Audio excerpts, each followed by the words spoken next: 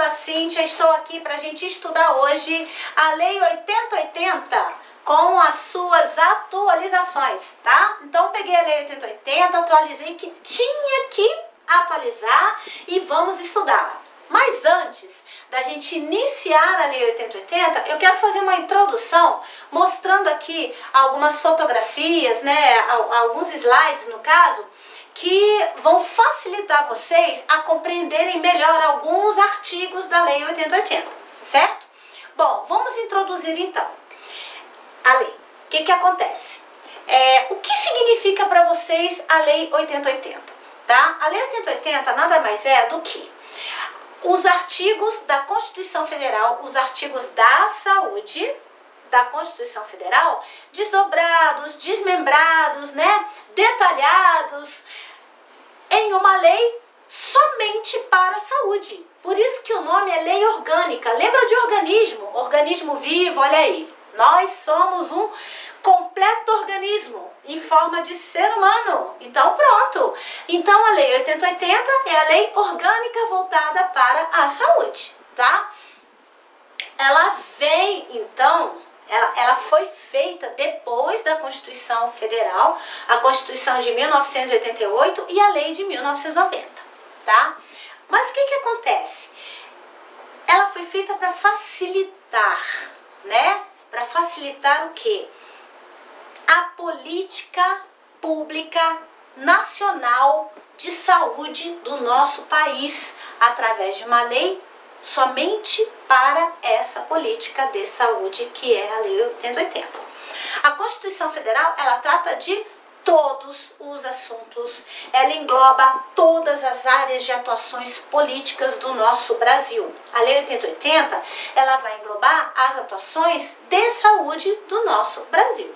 Então, por isso que ela é um, né, detalhamento dos artigos da saúde da Constituição Federal. Mas eu quero fazer um adendo aí para vocês, tá?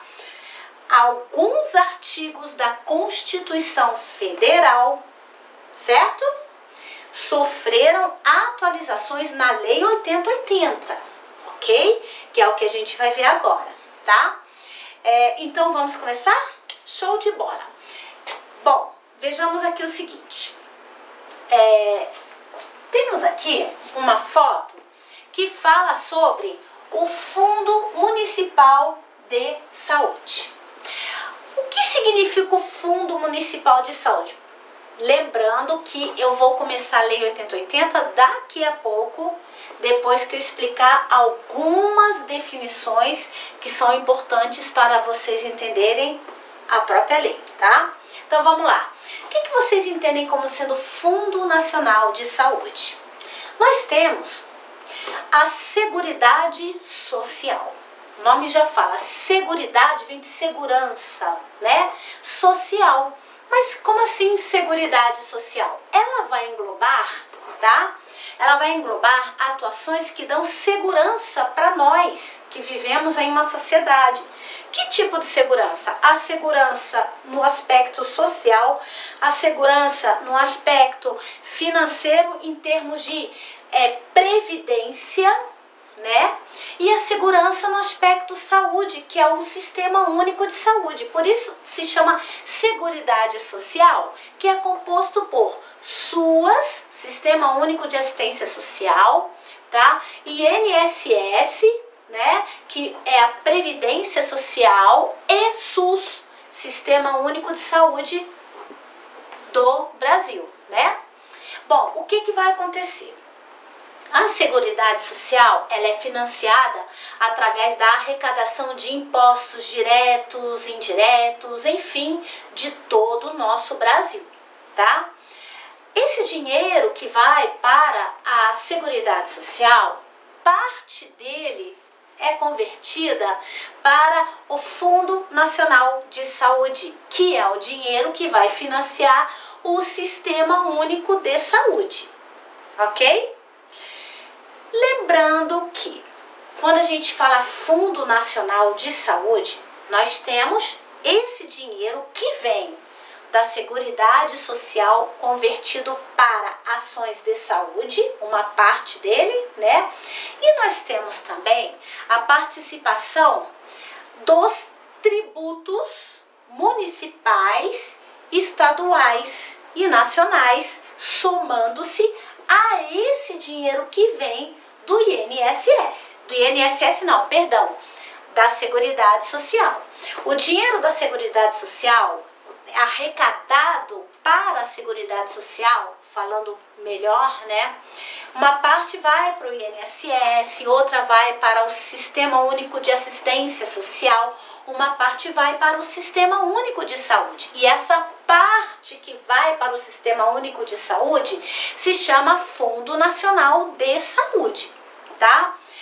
O Fundo Nacional de Saúde, ele é complementado também pelos tributos, impostos, né, municipais, estaduais e nacionais, né? Então, ele é uma soma.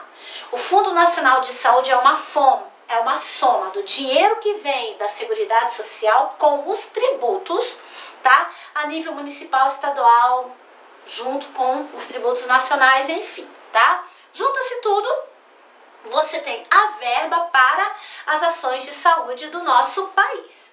Então, por isso que eu estou mostrando essa foto, que o nosso Fundo Nacional de Saúde, ele vai ser necessário para todas as áreas de atuação da saúde. Ele vai servir para pagamento de recursos humanos da saúde, reformas de hospitais, compras de materiais, construções de unidades de saúde, tá? Pagamentos de convênios do Sistema Único de Saúde. Então, todas as atividades que estiverem relacionadas às ações de saúde do nosso país serão financiadas pelo Fundo Nacional de Saúde, tá? Esse é o dinheiro global para a nossa saúde. Então, nós temos aqui Fundo Nacional de Saúde, que vai servir, né, para pagamento de pessoal, né, prestadores de serviço da saúde, materiais de consumo da saúde, serviços terceirizados para a saúde, equipamentos, obras e reformas de instituições de saúde, certo? Então, esse Fundo Nacional de Saúde, ele vai ter um pouco de recursos municipais, tá? Vai ter recurso estadual, certo? E vai ter o recurso federal, conforme eu falei para vocês. Soma-se todos esses impostos a nível nacional, a nível estadual, a nível municipal, junta tudo, né? Também o dinheiro que vem da Seguridade Social, soma-se com todos esses demais impostos, né? Ponto. Temos o Fundo Nacional de Saúde, certo? Por que eu estou explicando ele? Porque nós veremos muito essa expressão na Lei 8080, ok? Vamos lá. Então, nós temos blocos de financiamento do Sistema Único de Saúde. O dinheiro, tá? O Fundo Nacional de Saúde, ele é destinado para blocos, para que haja uma organização no momento da divisão desse Fundo Nacional de Saúde. Então, as atividades do SUS, elas serão divididas em blocos de financiamento para receber a sua verba. E dentro desse bloco de financiamento, então, terão as atividades afins, né, de cada bloco. Vamos ver como funciona? Assim, ó, bloco de financiamento, bloco da atenção básica, tá? É o piso da atenção básica. Esse bloco é enorme, porque é o dinheiro destinado para a estratégia de saúde da família.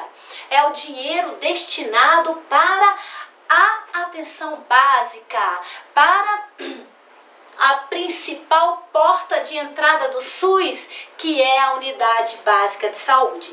Então, todas as atividades da estratégia de saúde da família, todas as atividades exercidas a nível de unidade básica de saúde será financiada pelo bloco de atenção básica através do piso de atenção básica, certo?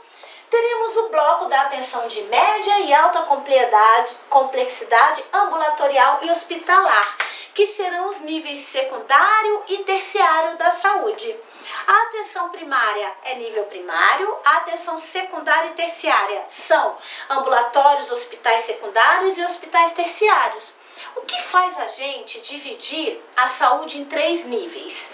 O nível de complexidade. Por exemplo, na atenção primária, o nível de complexidade e tecnológico, ele é mais baixo. Sem levar em consideração a capacidade médica, não é isso que a gente leva em consideração, tá? Porque o médico que atende na atenção básica, ele tem a capacidade de ser médico tanto quanto o médico de um hospital terciário. Então, não estamos dividindo a atenção em níveis primário, secundário e terciário, levando-se em consideração a capacidade do recurso humano. Não é isso.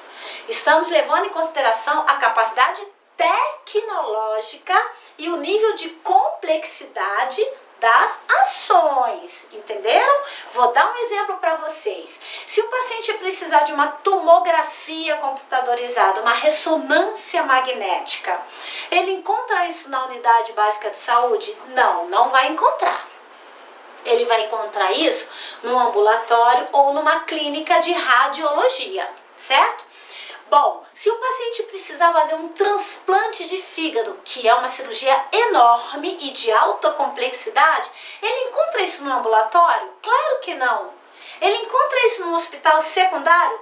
Negativo. Ele vai encontrar meios tecnológicos para fazer essa cirurgia grande no hospital terciário, porque lá eu terei equipamentos, tecnologia, tá, voltados para uma complexidade maior de um tratamento, certo? Então, o que faz a gente dividir os níveis em primário, secundário e terciário é a complexidade tecnológica utilizada para as atividades, ok? Show de bola? Então, por isso que a gente tem o piso da atenção básica e temos de forma separada a destinação separada para o bloco de média e alta complexidade, que é o dinheiro que vai financiar ambulatórios, hospitais secundários e hospitais terciários. Nós temos também o bloco da vigilância em saúde. Como assim? Quem é a vigilância em saúde? A vigilância em saúde ela é composta pela vigilância epidemiológica, vigilância sanitária, saúde do trabalhador e vigilância ambiental quando for de interesse para a saúde. Olha, uma coisa que eu quero deixar bem claro aqui para vocês, tá? Olha só, infraestrutura sanitária não é de responsabilidade do SUS financiar, exceto nas seguintes situações, tá? Pequenos distritos sanitários, que a gente vai estudar na Lei 8080, comunidades quilombolas, comunidades indígenas, tá? Aí o SUS entra com sua verba para cuidar do aspecto sanitário da infraestrutura nessas situações específicas. De uma forma geral, infraestrutura sanitária não é financiado com dinheiro do SUS. Não, beleza? Que mais? A vigilância ambiental também não é do SUS. A vigilância ambiental tem a participação complementar do SUS quando é uma ação de interesse para a saúde, tá? Então, a vigilância em saúde, ela vai unir tudo isso. Ela vai unir ações da vigilância sanitária, vigilância epidemiológica, saúde do trabalhador e vigilância ambiental nos quesitos de interesse para a saúde. Então nós temos um bloco de financiamento só para todo esse conjunto de vigilância. Bloco de assistência farmacêutica são todas as ações farmacêuticas que serão financiadas pelo Sistema Único de Saúde. Indústria farmacêutica, né? Pesquisas farmacêuticas, tá? Laboratórios estão inclusos aí, certo? Então, tudo voltado para o âmbito de atuação farmacêutica terá o seu financiamento próprio num bloco próprio. Temos o bloco de gestão do SUS, que está voltado para o financiamento das atividades de gestão, das atividades burocráticas de coordenação, de gestão, administrativas, certo? Que serão a base logística para as ações de saúde. E temos o bloco de investimentos na rede de serviços de saúde, que é o próximo slide que eu vou mostrar o que é a rede de serviços de saúde, tá? Ah, não é o próximo. Faz assim. Eu vou passar esse e volto para esse daqui a pouco para não quebrar o raciocínio. Pronto. Aqui a rede de saúde. Depois eu volto para aquele que são determinantes da saúde. O que é uma rede de atenção à saúde, né? Isso é muito importante a gente entender, porque tudo isso estará citado na Lei 8080 no decorrer dos artigos. Tudo isso que eu tô falando para vocês, tá? Então vamos vir para cá. Nós temos então a classificação da saúde em 3 níveis: primário, secundário e terciário. Quando a gente divide a saúde em 3 níveis, primário, secundário e terciário, nós temos uma divisão vertical, que é essa aqui da pirâmide, tá? Aonde o nível primário é a atenção básica de saúde, tá? A parte do meio da pirâmide é média complexidade e a parte alta da pirâmide, o pico, é alta complexidade. Então a base da pirâmide, né, será a estratégia de saúde da família, a unidade básica de saúde. Aqui o meio serão os ambulatórios e os hospitais secundários. E o topo da pirâmide será os hospitais terciários. Então, se a gente dividir a saúde apenas em níveis de tecnologia, de complexidade tecnológica, nós teremos a pirâmide. Mas se a gente for levar em consideração uma rede de atenção à saúde, aonde nós teremos os 3 níveis de atenção se relacionando ao mesmo tempo, nós não poderemos ter uma pirâmide, porque os 3 níveis estarão se comunicando tudo ao mesmo tempo. Então, para isso, eu vou precisar de um círculo. E o círculo será a rede de atenção à saúde, que eu vou explicar o que é, tá? Então, o que é uma rede de atenção à saúde? É quando eu tenho várias instituições de saúde de níveis hierárquicos diferentes. O que é um nível hierárquico? Nível tecnológico, né? Isso é nível hierárquico. Diferente, né? Quanto maior o grau de tecnologia que eu terei para um tratamento, maior será meu nível hierárquico, que no caso seria aqui o topo da pirâmide com alta complexidade. Uma rede de atenção, ela vai ter hospitais terciários, ela vai ter hospital secundário, ela terá ambulatórios. A rede de atenção também tem que ter uma porta de entrada, aonde a principal porta de entrada é a atenção básica. O que vocês entendem por porta de entrada?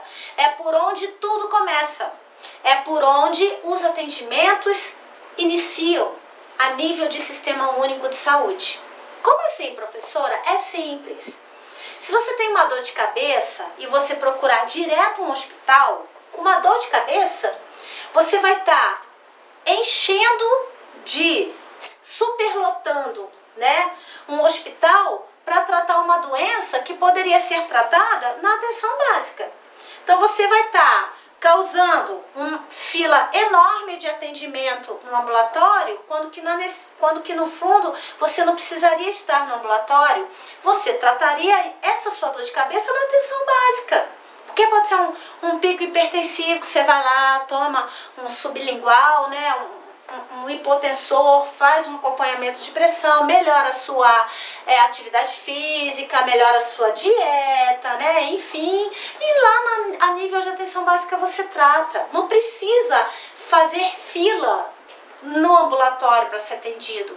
Descongestiona o ambulatório com que você pode tratar na atenção básica. Isso é a porta de entrada, é o atendimento inicial. Se a atenção básica achar necessário encaminhar você para um ambulatório, onde você nesse ambulatório tem especialidades do tipo cardiologista, nefrologista, pneumologista, clínico, cirurgião torácico, enfim, né? Aí sim é a atenção básica que vai te encaminhar. Não é você que vai por conta própria procurar um especialista, né? Segundo a lei, né? Conforme a lei, deveria ser assim. É assim, aliás. Conforme a lei, é assim. Se a sociedade não cumpre a lei ou não, aí já é uma outra história, mas a lei é assim. Você começa pela unidade básica de saúde. Lá será feito o seu primeiro atendimento, os seus atendimentos sequenciais. Quando a atenção básica perceber que não tem assistência tecnológica, aparelhos, né, e equipamentos necessários para um diagnóstico ou para um tratamento, aí a atenção básica vai te encaminhar para o ambulatório. Quando o ambulatório perceber que você tem que fazer uma cirurgia radical, o ambulatório te encaminha para o hospital terciário. Então, na verdade, a porta de entrada é para os seus primeiros atendimentos. E é dessa porta de entrada que você será referenciado, ou seja, encaminhado para os níveis hierárquicos superiores da atenção, que são nível secundário e terciário. Então, quando a gente fala de uma rede de atenção à saúde, o que a gente está falando? Eu estou falando que eu vou ter vários níveis hierárquicos, no caso, primário, terciário, secundário, né? Primário, secundário e terciário, que se comunicam ao mesmo tempo. Então não pode ser uma pirâmide, tem que ser um círculo. Porque como é que vai acontecer? O paciente vai dar entrada pela atenção primária, tá? Aí, se ele precisar de um ambulatório, ele será encaminhado para o ambulatório. O ambulatório tratou esse paciente, ele restabeleceu sua saúde, para onde ele vai? Ele vai voltar para a atenção primária. Porque ele é dessa unidade básica de saúde, ele é daqui. A atenção básica cria vínculo com os seus pacientes dentro das comunidades que fazem parte daquela atenção básica. E esse vínculo é duradouro, tá? Esse vínculo é duradouro. Então, a partir do momento que o paciente sai da atenção básica para fazer um tratamento específico no nível superior, e ele tem alta e ele melhora, ele vai voltar para onde? Para a unidade básica dele, da comunidade dele. Então, se você levar em consideração o relacionamento das instituições de saúde como uma pirâmide, a pirâmide ela tem uma direção, tchum! O paciente então vai para alta complexidade e não vai mais voltar? Ele vai ter que voltar. Então é por isso que a gente tem um círculo quando a gente fala de redes poliárquicas de atenção à saúde, que são instituições de saúde de vários níveis hierárquicos, no caso primário, secundário, terciário, mas que em vez de formar uma pirâmide, eles têm que formar um círculo, porque eles se comunicam. Então o paciente sai da atenção primária, vai para o ambulatório, do ambulatório volta para a atenção primária, ou ele sai da atenção primária, vai para o ambulatório, do ambulatório ele pode ir para a terciária, da terciária ele volta para o ambulatório que volta para a atenção primária. Então o que acontece?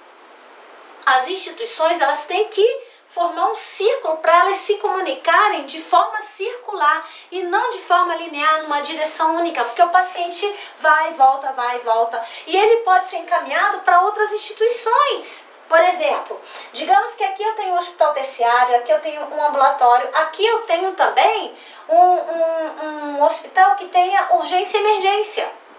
Urgência e emergência também é uma das portas de entrada do SUS, também é. Mas vai que o paciente passando mal resolve ir na atenção primária. E lá eles descobrem que é um caso de emergência, né? Eles vão pegar o paciente e vão enviar para uma outra porta de entrada, que seria urgência e emergência, uma UPA. Eles pegam e enviam para cá. Aí daqui o paciente é enviado para um hospital para continuar o tratamento ou para ser internado, enfim. Então, a rede poliárquica de saúde são várias instituições de saúde que estão na mesma região geográfica, que tem os meios de transporte compartilhados que ligam, né, essas instituições de saúde com os meios de transporte compartilhado para facilitar o acesso dos pacientes, certo? E que tem vários níveis de atenção. Isso é uma rede poliárquica de saúde, ou seja, isso é uma rede de atenção à saúde. E aqui na rede de atenção à saúde nós temos também, por exemplo, ambulatórios de radiologia.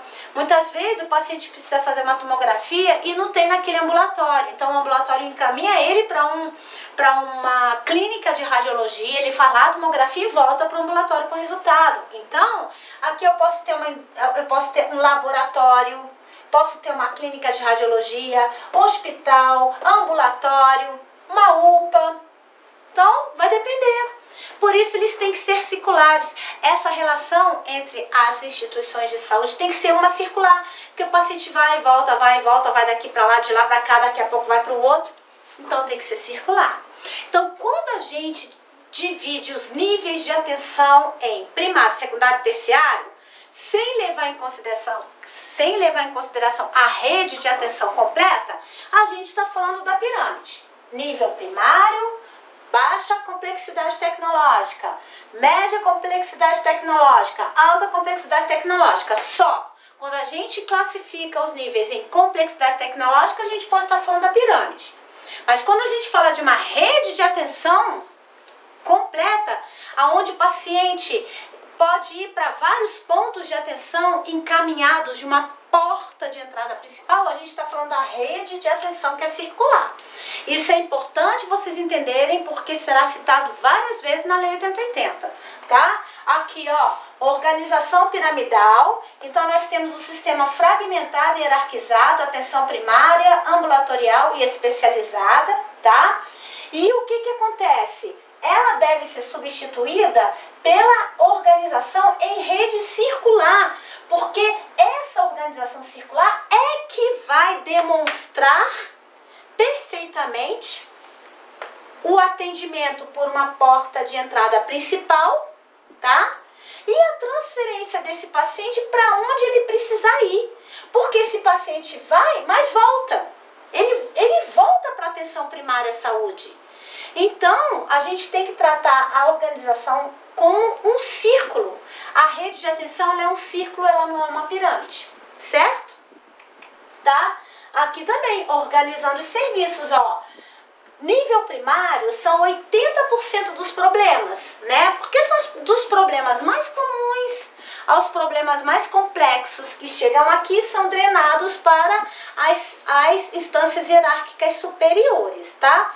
Mas por que o nível básico tem 80% dos problemas? Porque ele pega tudo de prevenção, ele pega diagnóstico, ele pega cuidados, ele pega tratamento, né?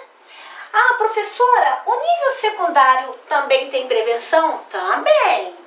O nível terciário também tem prevenção? Também. Só que é a prevenção dentro do seu nível. Vou dar um exemplo.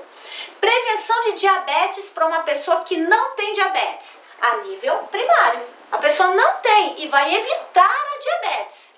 Ah, a pessoa está com diabetes, mas ela está estável. Continua sendo nível primário. E a diabetes da pessoa piorou, ela está com ferida na perna, vai ter que debridar, vai ter que operar a perna. Nível secundário. Mas o nível secundário também tem prevenção? Tem. Ele pode tratar o paciente para evitar que ele ampute a perna, né? Então também tem prevenção. O nível terciário tem prevenção? Tem. De sequelas piores. Então, pessoal, é o que eu quero dizer. Todos os 3 níveis de atenção, primário, secundário e terciário, têm todas as ações: prevenção, diagnóstico, tratamento e reabilitação. Eu tenho essas 4 atividades: prevenção de doenças ou prevenção de complicações, tratamento, diagnóstico e reabilitação em todos os níveis. Só que para cada nível eu terei um mecanismo de prevenção e um mecanismo de tratamento adequado para o seu nível tecnológico. Mas todos os níveis têm tudo, de prevenção a reabilitação. Inclusive o primário também tem diagnóstico, tratamento também. Primário não é só prevenção, tá? É isso que eu queria mostrar para vocês, ok? Princípios do SUS, só pra gente revisar. Isso é muito importante porque também estará na Lei 8080. Como princípios do SUS nós temos os princípios, os princípios doutrinários, que é a forma de como o SUS pensa. Como ele pensa de forma universal, ele pensa de forma justa e ele pensa de forma a oferecer os 3 níveis de atenção para a população. Então, quais são os princípios doutrinários do SUS? Integralidade, que o princípio da integralidade oferece todo tipo de tratamento para o paciente, é um tratamento integral, desde prevenção a diagnóstico, cura e reabilitação. O princípio da equidade, ele representa o tratamento justo de um paciente. Lembra que equidade não significa tratar igual, não é isso. Ah, eu vou tratar você igualzinho como eu vou te tratar, não é isso. Porque se você atende uma pessoa de culturas diferentes, você não pode tratar igual. Elas têm culturas diferentes. Mas se você não discriminar e tratar todo mundo com justiça, no final você estará tratando igual, não igualzinho, mas igual porque tratou com justiça todo mundo, você não discriminou ninguém. Isso que é equidade, tá? E a universalidade nada mais é que equidade mais integralidade. Os dois juntos são universalidade, que aí você vai oferecer todos os níveis de atenção e tratar com justiça. Isso é universalidade, certo? E nós temos também os princípios organizativos do SUS, que são a participação popular através dos conselhos de saúde e conferências de saúde. Nos conselhos de saúde e conferências de saúde, nós temos a participação da comunidade, dos trabalhadores e dos gestores, né? Sendo que as conferências, elas não são fixas, elas ocorrem de 4 em 4 anos. Os conselhos são fixos, por isso a gente chama de permanentes, né? Eles vão ocorrer as reuniões vão ser mensais, ou podem ser quinzenais ou semanais, de acordo com a necessidade, e a equipe do conselho ela é fixa. Então, quando precisar acionar o conselho, já tem as pessoas certas ali. Os representantes de usuários, que são 50%, mais representantes de gestores e representantes de trabalhadores, tá? Que serão a outra parte de 50%, por isso ele é paritário. Nós temos também a regionalização e hierarquização, pois justamente a regionalização vai ter a ver com isso aqui. Regionalização é quando eu tenho, tá? Eu tenho uma gestão de saúde em cima de uma região geográfica, né? Composta por exemplo, 2 estados vizinhos e municípios limítrofes, aonde esses 2 estados vizinhos e municípios limítrofes compartilham de uma região geográfica que tem meios de transportes comuns, que tem acesso comum às instituições de saúde daquela região. Então, eu vou chamar o nome dessa região de região de saúde, onde eu terei gestores estaduais, gestores municipais, coordenando juntos uma região de saúde. Eles vão vão reunir os gestores municipais de cada município daquela região geográfica, os gestores estaduais de cada estado daquela região geográfica, da parte do estado da região geográfica, né? Eles vão se reunir para gerirem juntos aquela região geográfica chamada de região de saúde. O nome disso é regionalização, é um princípio organizativo do SUS. E a hierarquização é a rede de saúde. É que dentro daquela região de saúde eu terei níveis primário, secundário e terciário de saúde para o paciente utilizar quando for necessário, tá? Descentralização em comando único é o outro princípio organizativo da saúde, que é o quê? É a descentralização em sentido único, que eu quero dizer vertical. É a descentralização que parte do Ministério da Saúde como gestor nacional, passando liberdade de ação para o os secretários estaduais de saúde, que passam liberdade de ação para os secretários municipais de saúde, tá? O que significa essa liberdade de ação? Poder de ação. Os municípios, eles não são totalmente subordinados aos estados. Os municípios têm sua liberdade de ação desde que respeitem os princípios do SUS, né? Então é isso. Então, universalidade, equidade e integralidade são os princípios doutrinários. Participação popular, regionalização, hierarquização e descentralização, tá? Em sentido único, em comando único, são princípios organizativos. Isso é muito importante para vocês entenderem a Lei 8080. E para terminar a nossa introdução, olha aqui, a diferença de igualdade para equidade. Por isso que muitas pessoas confundem o princípio de equidade. Tá aqui, ó, igualdade. Veja, se eu colocar a mesma banquetinha para os três, esse aqui vai continuar sem ver o jogo de futebol. Não vai adiantar nada. Mas se eu colocar a banqueta média para esse e a banquetinha mais alta para esse, e não preciso botar a banquetinha para esse, todos irão ver o jogo de futebol. Porque aqui eu estou tratando todos com justiça. Porque se eu tratar todo mundo igualzinho, esse aqui vai continuar sem ver o jogo de futebol. Isso é equidade. Beleza, galera? Entenderam, pessoal? Pronto, era essa a introdução que eu queria fazer para vocês. Agora sim a gente vai começar a Lei 8080, tá bom? Até daqui a pouco.